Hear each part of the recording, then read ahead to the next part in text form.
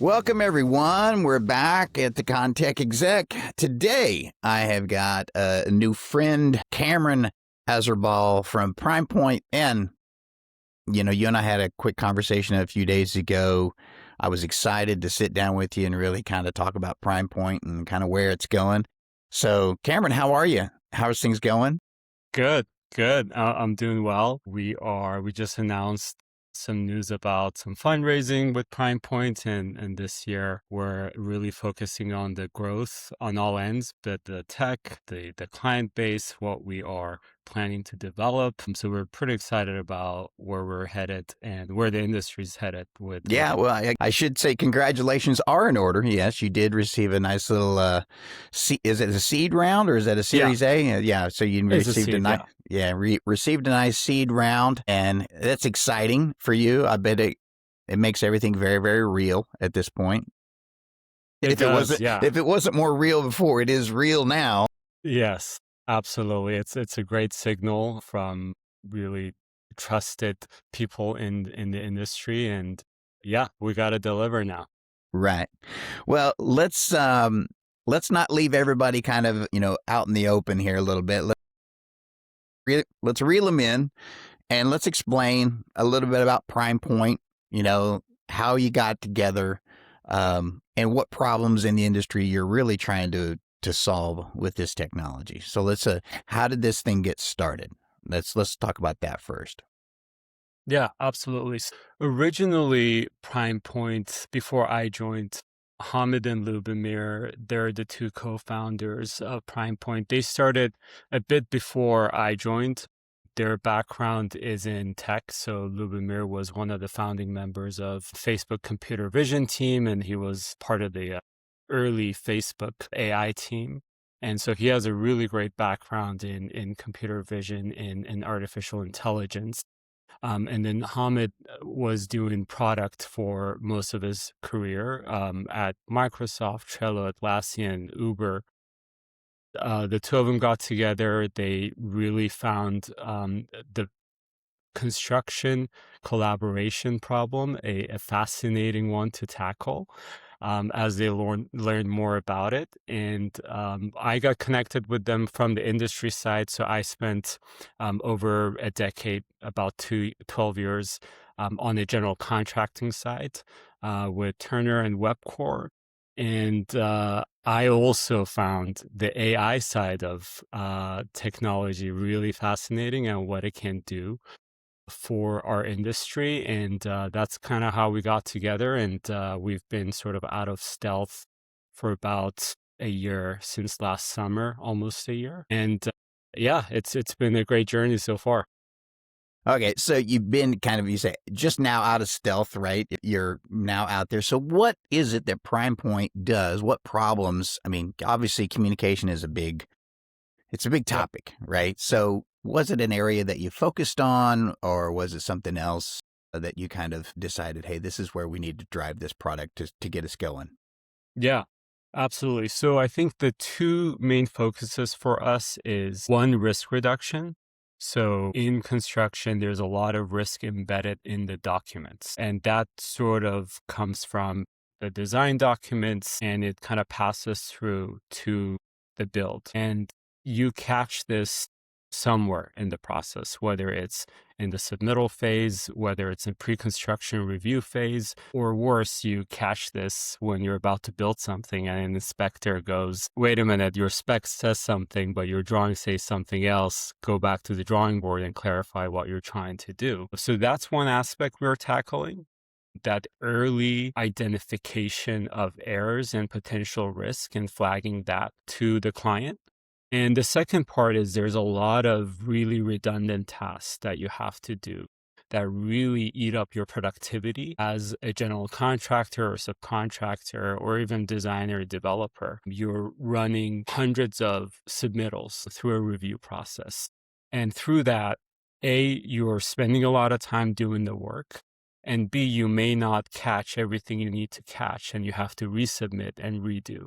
And I think we can leverage AI, and we're hoping to leverage AI to help with that as well. So increasing productivity and increasing your capacity to do more with the hours in the day. Yeah, so you talk about this. So when you talk about utilizing AI, is this, AI right now is kind of a tool to, say, answer questions, right? You're trying to answer questions. So, but are you looking at this as an AI to, finish this process? Or are you looking at it as, something that kind of takes something off the plate? Or are you looking at just be a question answer basis? No, I mean, I think we're at a point that we need to go beyond answering questions. Mm-hmm.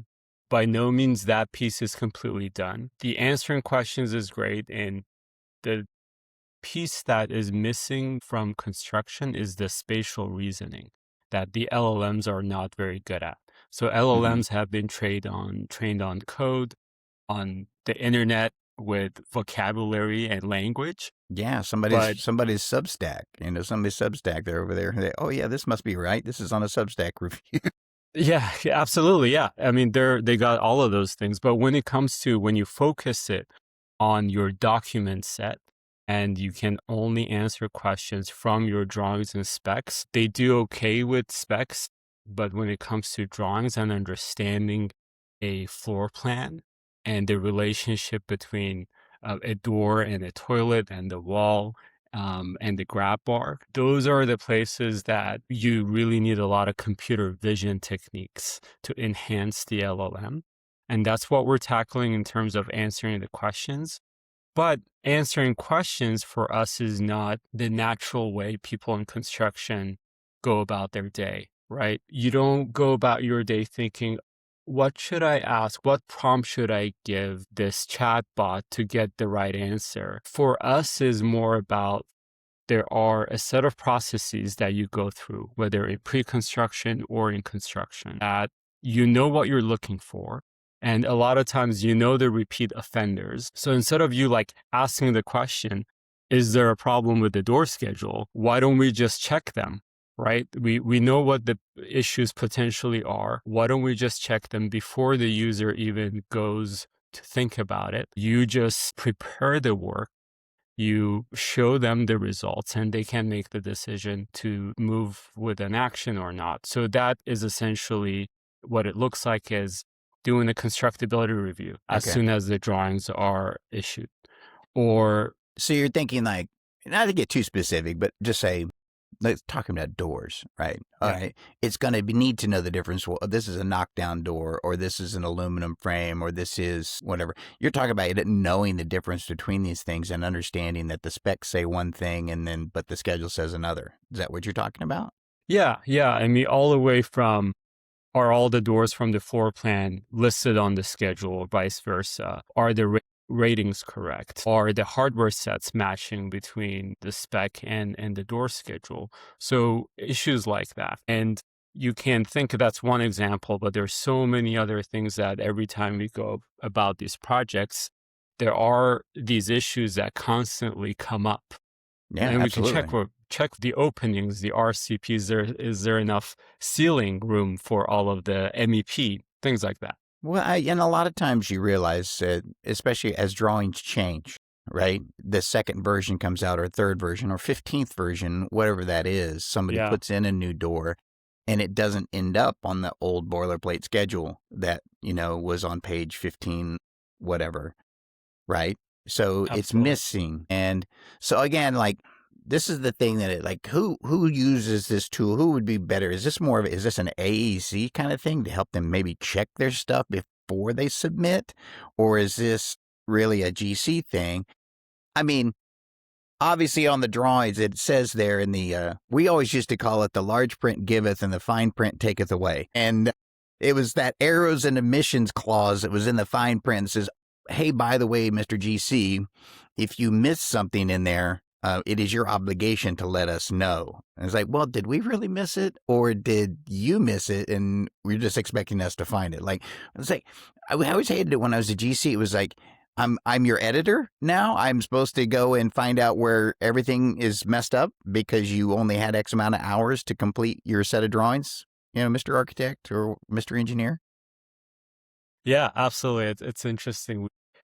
We tend to a lot of times kind of rush through these early phases of design and pre-construction to get to the build. And then we like pass on the risk downstream, right? Because we think we didn't cover all the bases. So to answer your question, we are starting with the GCs in terms of our solution offerings, and that's where we're seeing more of the traction for them. Because ultimately they're the most responsible at this point, in this culture, in this way that we work. The GC is the most affected by this stage.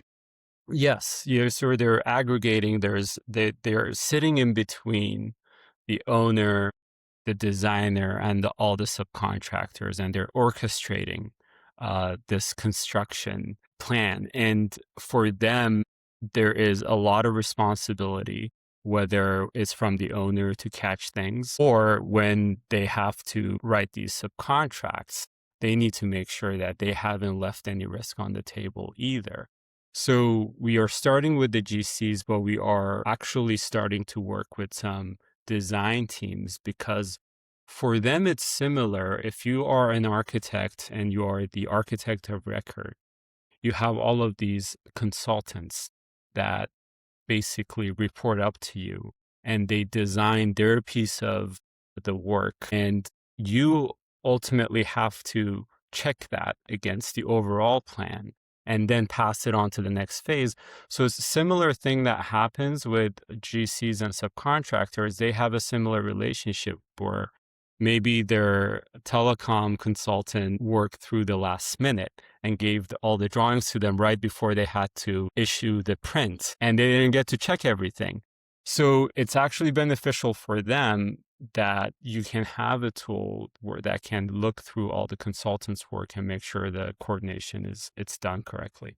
Yeah, I think it's funny. It's like I'm not bagging on the AEC groups either. I know architects and engineers. I'm telling you right now, they've got a hard job. They herd just as many cats as a foreman tries to herd out there in the field. Probably herds just as many cats as everybody else does. I think maybe that's the big issue, is where we have these different cat herders. I'll call them, you know what I mean? And everybody's all concerned about their own cats, but they're forgetting that these other cats over here, they need to be herded as well. And it's like, it's this strange, like you're almost answering questions 3 or 4 different times, and it's the same question. Mm-hmm. Yeah. It's very, very strange, because once the AEC group is done with their part, or as done as they can be, right? It's time for submitting those drawings. It's time to be done. Telecom guy, get your stuff in, it's ready. We got to go. And then the GC then takes their time having to go through this set, but they only have a limited amount of time as well, because it's like, hey, we got to get shovels in the ground. We got to start moving dirt, because we're expected to go produce this. Client is, knocking on the door like, hey, when are we going to get started? Yeah. We got to get this done. It does seem that it's a bit backwards. Abraham Lincoln obviously said if he had 5 minutes to chop down a tree, he'd spend the first 3 minutes sharpening the axe. And I think that is lost in construction these days. We fail to plan. We make a lot of plans, but we truly fail to plan. And so then we're absolutely planning to fail when it comes to a lot of this stuff. And I think it's important that we address that. What is it in our culture that said, hey, we got to get through this as fast as we can, and let's forget about the planning stage a little bit? No, that's a great question. And I think to answer to the first point, yes, and the architects a lot of times are waiting on decisions from the development team and the owners to finish their design, right? So they're not at fault, and then all of a sudden decisions made and they got to finish a lot of work in a very short amount of time. But your question about the whole let's build the thing and squeeze the planning, I think it's 2 things, and they're related. One is we all want the project to go, right? As the contractor, designer, developer, we want to get to that green light to build the thing. And as part of that, we tend to say yes to a lot of things early on and kind of squeeze our design and planning, because we want the thing to get built, right? And I've seen this from both sides. I've been on a project where, when I was on the contracting side, we used to have this saying, the best VE is just to start. And I've been on a project where the owner was very particular about getting the entire cost of the project known fully, like fully bid out before they break ground. And what that looked like was we ended up budgeting the thing. We were over budget, as a lot of times you are. And we went through these sprints of 3 to 6 months of VE, and we would remove scope from the building. And guess what? After that 6 months, the project was obviously delayed by 6 months. We would update the cost from everybody else. Everybody else's costs had gone up because of escalation in labor and material. Right. And as a result, you basically had the same cost. You cut a bunch of scope, and you're getting less building for more because you didn't move. So there's that issue, but there's also the issue of, well, okay, we have this foundation and structure schedule of 1 year or 2 years. We don't need to make all these decisions on the interior yet. So let's get the foundation going. Let's get the general framework of what the structure is done.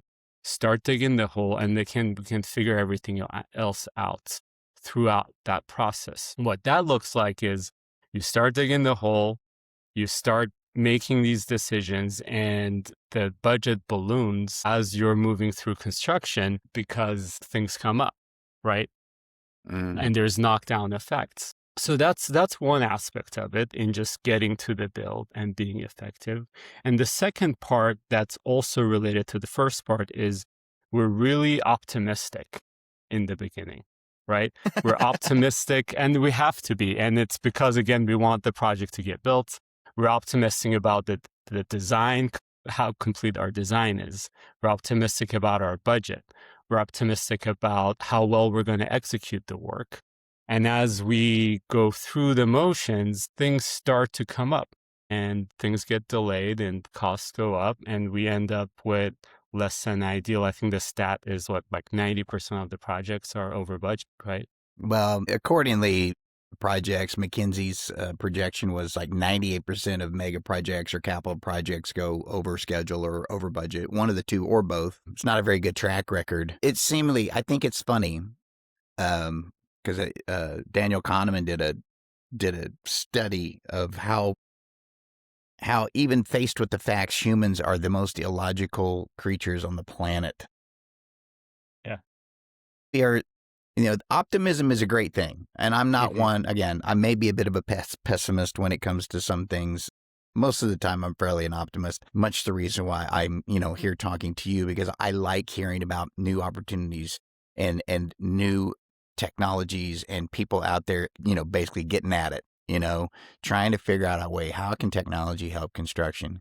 But a lot of times I just feel like we're tripping over ourselves a little bit because we're optimistic about the wrong things. I think, we need to be a bit more pessimistic about what our productivity truly looks like. We need to be a bit more pessimistic about what kind of timeline are we really talking about for planning versus what kind of timeline we're talking about for after the fact. We get this optimism says, well, I think we're going to be able to do it in this much, and that's at the beginning of the project, but it doesn't. It's almost like hindsight's 2020. Wow, if we'd have just spent 2 more weeks on this again. And I got to be honest with you, I am not a big fan of value engineering. I think that's crazy. I think when you're engineering something, you should engineering for what it needs to be. And and then when you talk about value engineering, it's like, that seems to me like, hey, we're cutting away things because we got in over our heads. I'm not a big fan, because to your point, once you're done value engineering, now all of a sudden, depending on how long that took, we've got so much, time invested and all this kind of stuff. It just ballooned the price anyway. Yeah. So why are we doing that? Why don't we design it for what it needs to be? And let's just be really, really clear about, this is the value of the product right here. This is what it's going to cost. I get it. Maybe take a few things out if you're in design details, if you need to.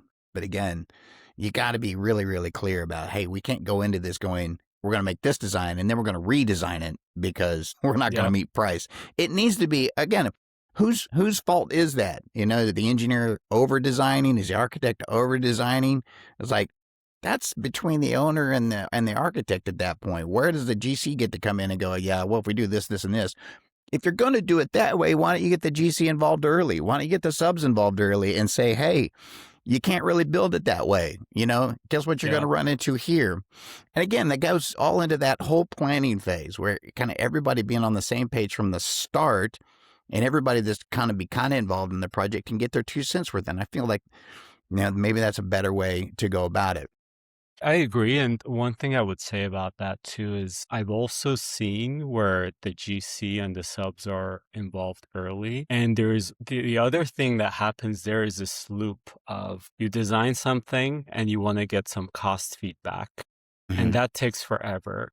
And the designer kind of moves forward. Or you do get the feedback on like a schematic early concept and seemingly it's good to go, meets the budget, and they go and fully design it.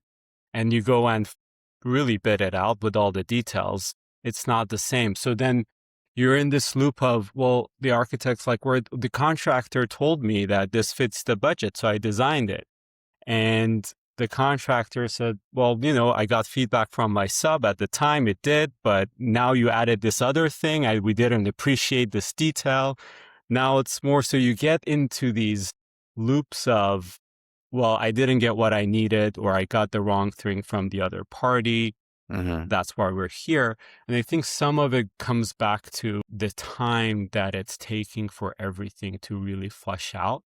And that's why we're kind of excited about AI in helping people get to the bottom of some of these things faster, but making them more productive and reducing these windows of time where you have to do these studies, right? So that's something that comes up too when you try to collaborate more closely early on. I think you're onto something there. I do agree with you. It's not necessarily, and again, if you give somebody 2 weeks to do something, it's going to take 2 weeks, right? I mean, if you give them a week, it's going to take a week, or they're going to call you and go, I can't do it in a week, that kind of thing.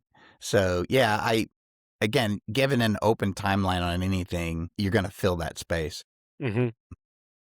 What I look at when it comes to construction is almost that institutional knowledge. A lot of times, you'll put out something, whether it's an RFI or something on a submittal, or you looking for some design advice on something, and then how does this get billed? And you're not really waiting on the person that actually receives the email. You're waiting on that person to then go to said owner or said person with institutional knowledge to kind of give them the advice. And then you're waiting on, how do we phrase this so that we don't look stupid? You know what I mean? So it looks like maybe I came up with the answer, right? Or it's like, I've got 15 other things on my plate here. I got to get to this when I can.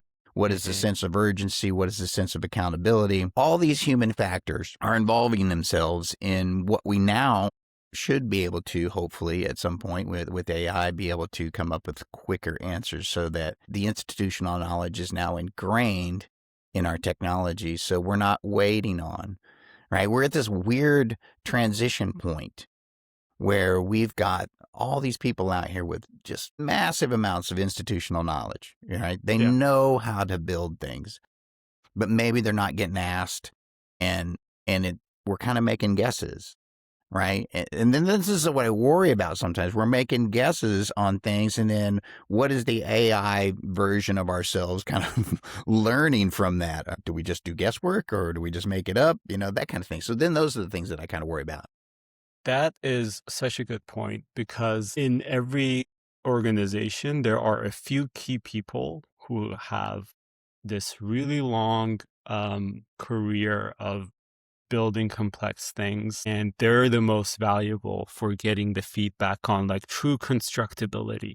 Like we talk about this thing called constructability, and I think the true essence of the task was intended to be, hey, this design is done. Mr. Contractor, with your experience building the thing, can we build this? Is there better ways of building it? Are there really any truly constructability issues in executing this design, right? And can we do it better? Are we going to have issues in the field?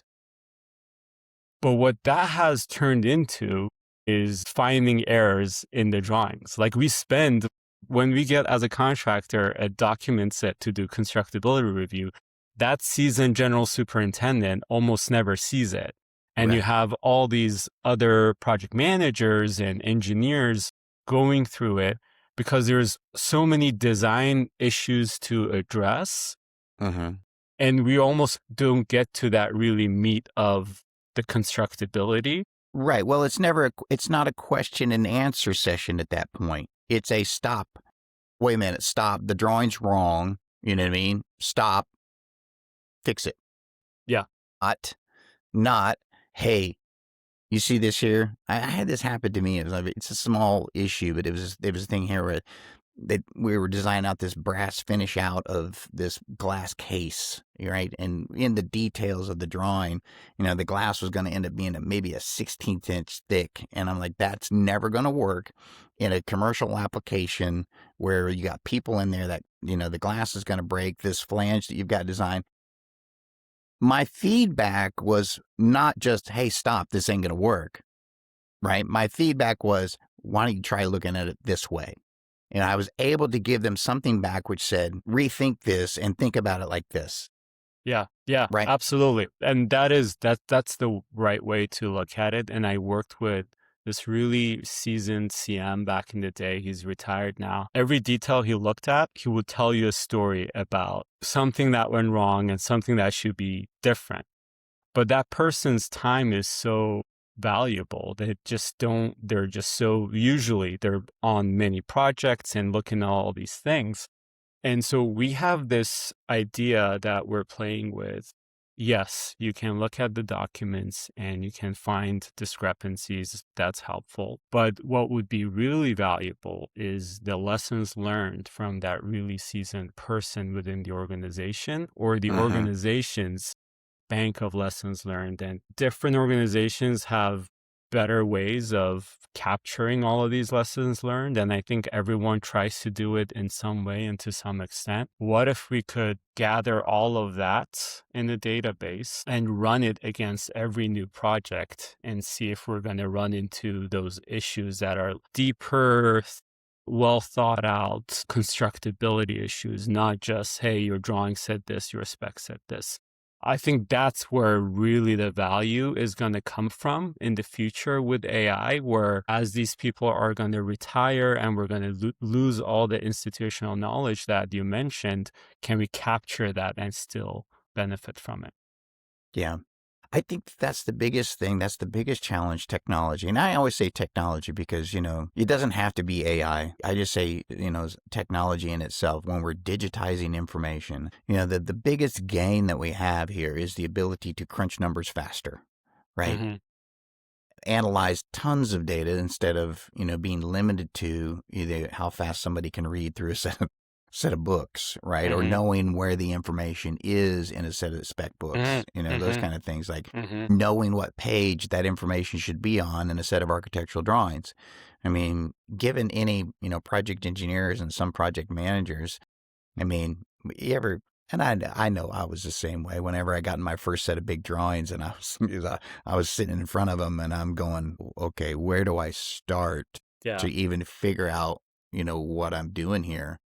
Right? It's daunting. It's extremely daunting. And then to say that you're going to be able to find the mistakes in a set of prints that, you may not know half of what those symbols mean or the characters, Totally. right? Or there's some new symbol in there. What does that mean? And I'm going back to the legend, trying to, what does that mean? And then I'm flipping back over and okay, I see that where I see it appear like here. Yeah. It's crazy. Daunting, that amount of information. I think the biggest advantage is having something that can crunch that information quicker, right? But then to your point, it is now, okay, we've got all the information. We know the right from wrong a little bit, right? We can see the mistakes easy. What is that feedback that says, but here's the solution? I've had several conversations about this. It's not about every construction job I've ever been on. Everybody knows right from wrong. Everybody kind of gets it, especially the seasoned folks. They're always like, yeah, I get it right. I get it. But what's the solution? How do we fix this and get through the red tape a little bit of the better way to do this is this way, blah, blah, blah. right? Hmm. Taking advice from somebody that understands and knows how to build rather than saying, well, that's not what the schedule says, or that's not what the timeline says. We shouldn't be doing that now. Really? You guys, you aren't really thinking about this right because you got so many different layers of experience and so many different layers of accountability and responsibility. And I think this is where, can technology help us get around these layers of accountability to help us make better decisions? Yeah.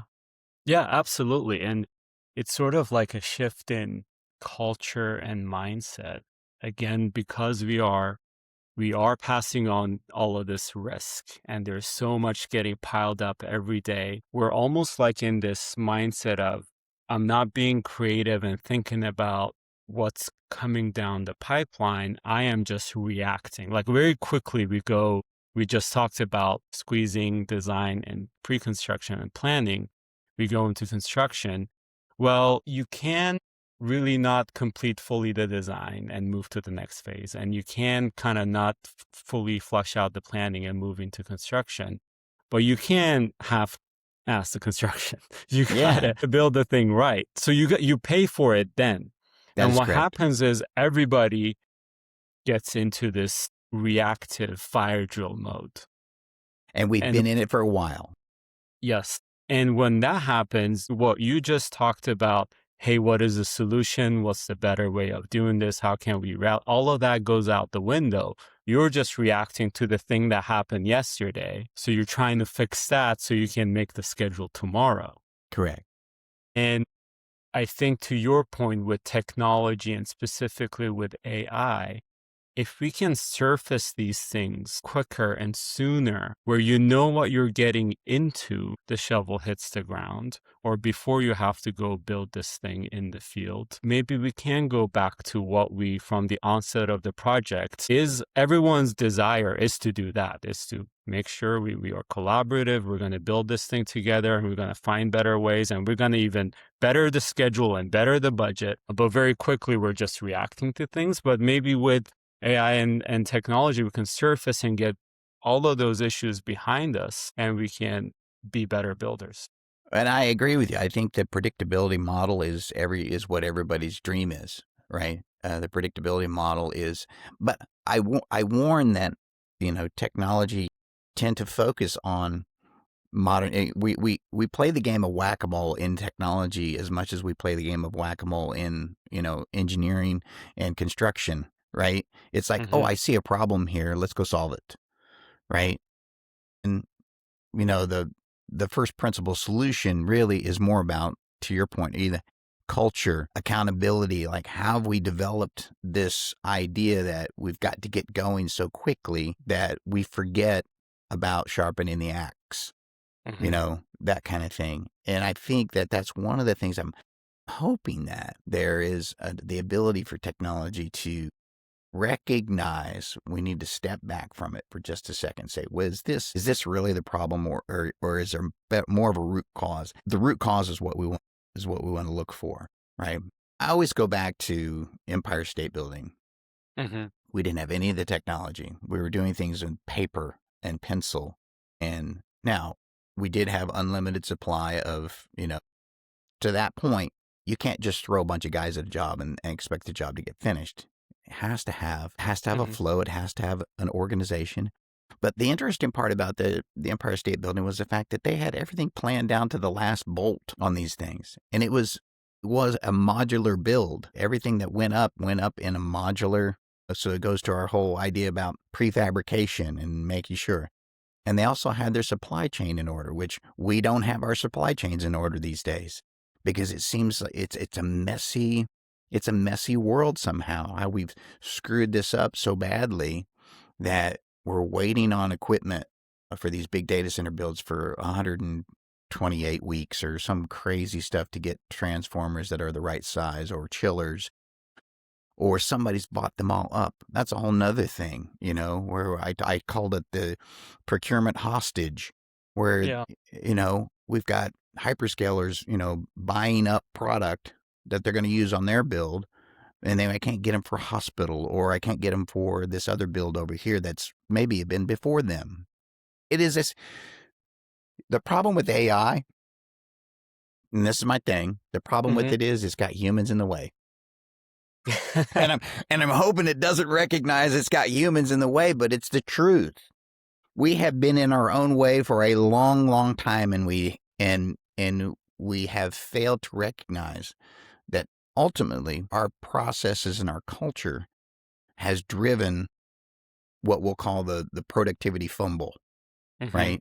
Those types of things. The reason we need technology is to try to improve our productivity, improve how we build, and can we build faster? Because God knows we need new roads, we need better hospitals, we need, better data centers, we need to be able to upgrade, we need better energy infrastructure, we need better water infrastructure. All these different things are going to take people that know how to build, but we're going to need something to help them organize their stuff, because this is a problem. They're not organized enough, and they're not held accountable enough in order to get there. We can do a lot of big talk about it, but we're in a pickle here. Yeah, and I think we already recognize that we have this problem, and with the data center need and the energy infrastructure construction to support it, it's gonna get magnified because, to your point, a lot of these resources are going to go towards that. And all of a sudden, you building a residential building in a city, you're not an important enough client, right? Because, this massive tech company is giving me all of this work, and obviously I'm going to prioritize their needs with labor and resources. What are you going to do, right? So yeah, we do need to make some improvements. Well, and there's a funny thing about that too. If you stop and think about these massive tech companies that are building these data centers, well, they need housing, they need apartments, they need restaurants, they need roads, they need all the things to be able to get to their data center and get that stuff. They put it in place to say, hey, these things create jobs, these things create. Well, yeah, they do, but you're going to need places for these folks to live. You're going to need places for these folks to eat. They got to go to the grocery store, all that kind of stuff. So again, it compounds when you create business, which one thing I love about capitalism is when you create business, it just creates more business, right?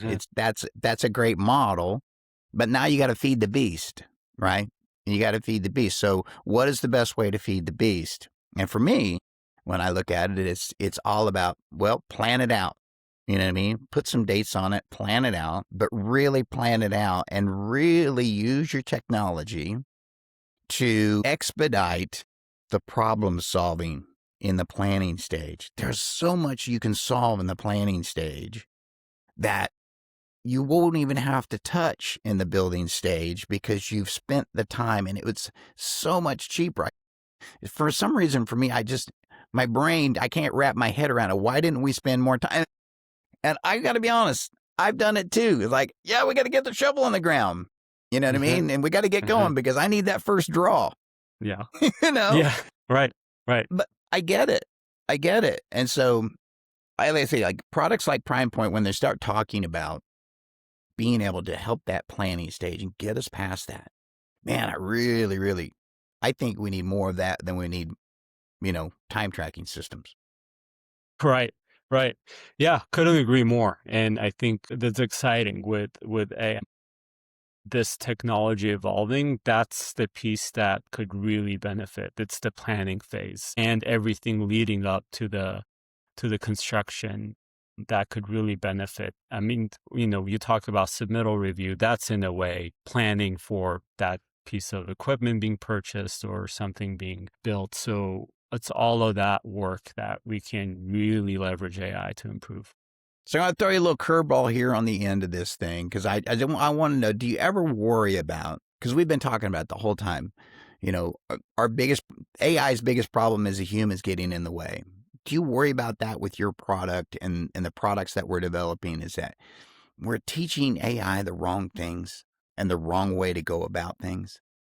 Do you ever worry about that? Meaning teaching them, you're talking about... Well, it's learning from a system. Yeah, it's learning about a system that is obviously broken.